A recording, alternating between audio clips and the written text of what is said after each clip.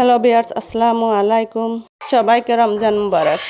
আজকে আমি আপনাদের দেখাবো বাসায় থাকা কিছু উপকরণ দিয়ে কলিজা ঠান্ডা করার মতন এই রমজানে শরবতের রেসিপি।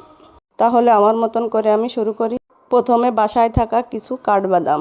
রমজানে তো সবার বাসায় কিছু খেজুর থাকে, তাই কিছু খেজুর নিলাম, বড় বড় আকারের 10টা খেজুর। কিছু তুকমা দানাও নিয়ে নিলাম। সবগুলো উপকরণ পানি দিয়ে সুন্দর করে ধুয়ে ভিজিয়ে রাখবো। এভাবে রেখে দেব 2 ঘন্টার জন্য। সবার বাসায় এই সীমিত উপকরণগুলো তো থাকে, আপনারা বাসায় বানিয়ে খেতে পারেন। সামান্য পরিমাণ কিছু সাবুদানাও নিয়ে নিলাম। বালতিতে 5 কেজি দুধ আছে, এখান থেকে আমি 1 কেজি দুধ মেপে নেব। বন্ধুরা, এভাবে তৈরি করা রেসিপিটা যদি আপনাদের পছন্দ হয় তাহলে লাইক, কমেন্ট ও সাবস্ক্রাইব করে আমার পাশে থাকবেন। খুব অল্প উপকরণ। দুধটা আমার মেপে নেওয়া হয়ে গেছে। দুধটা আমি এখন সাইডে রেখে দেবার পর আমি সাবুদানাগুলো এখন জাল করে নেব। বন্ধুরা, সাবুদানা খুব অল্প পরিমাণই ছিল আমার।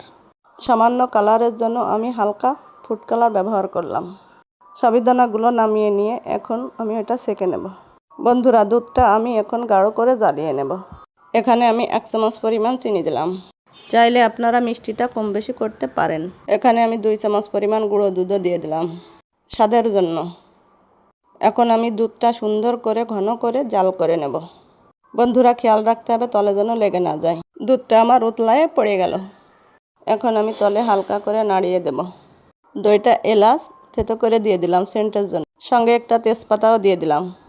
দিয়ে এখন দুধটা আর একটু সুন্দর করে ঘন করে জাল করে নেব এভাবে। বন্ধুরা, জাল করা হয়ে গেছে। এখন দুধটা আমি ঢেলে নিচ্ছি। দুধটা আপনারা যত ঘন করবেন খেতেও তত মজা হবে। 2 ঘন্টা পর বাদামটা দেখুন। এখন আমি বাদামের উপরের লাল অংশটা ছাড়িয়ে নেব। খেজুরটাও দেখুন কতটা সফট হয়েছে। এখন আমি বাদাম আর খেজুর 2টা একসঙ্গে ব্লেন্ডার করব। এদিকে আমার দুধটাও ঠান্ডা হয়ে গেছে। এখন বাদাম ও খেজুরের পেস্টটা দুধের ভিতরে দিয়ে দেব। এভাবে রেসিপিটা তৈরি করে কিছু সময়ের জন্য নর্মাল ফ্রিজে রেখে দেবেন, তাহলে স্বাদ দ্বিগুণ বেড়ে যাবে। এখন আমি সাবুদানাগুলোও দিয়ে দেব। সাবুদানাগুলো জাল করার পর এটা পানি দিয়ে সুন্দর করে ধুয়ে রাখতে হবে যাতে দলা পেকে না যায়। সঙ্গে কিছু কিশমিশও দিয়ে দিলাম। চাইলে আপনারা এটা বাদ দিতে পারেন। বন্ধুরা, হালকা করে এটা আমি নাড়িয়ে নেব। এখন বন্ধুরা দেখুন, ভিজিয়ে রাখা তুকমা দানাগুলো ফুলে টুইটম্বর হয়েছে। এখন আমি এটাও দিয়ে দেব। এখন আমি একভাবে নাড়াচাড়া করে সুন্দর করে এটা এভাবে মিশিয়ে নেব।